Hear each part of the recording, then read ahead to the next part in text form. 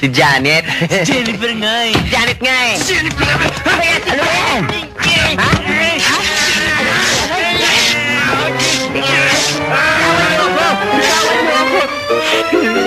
Kayo nag-aaway, ako binasak nyo.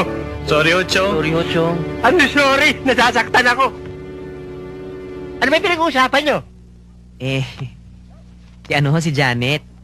Siya ho yata babaeng pakakasalan ko eh. Mayaman ba yan?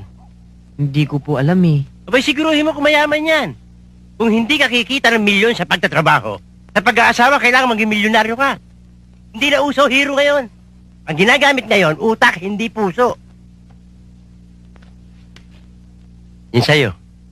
Si Jennifer? Mayaman po, mayaman. Mayaman. Kaya lang may problema, Chong eh. Anong problema? Eh, yung tsahin kasi. Mahigpit. Baka pwede nyo naman kaming tulungan, Chong. Ano maitutulong sa'yo? Baka pwedeng ligawan niyo yung tsahin. Na habang binubola niyo yung tsahin, makakapag-usap naman kami na aming mga mahal. Mabait ba yan?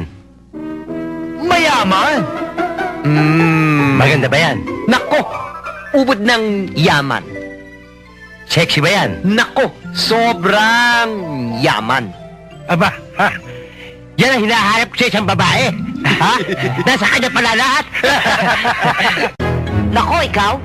Baka binubola mo lang ako, ha? Baka puro ka sinungaling yung sinasabi mo. Hindi ako nagsisinungaling. Kung nagsisinungaling ako, lumubog man ako rito ngayon. Totoo? Mahal mo ako? Handa mo akong pakasalan? Asan ka? Nye! Mamatay na sana.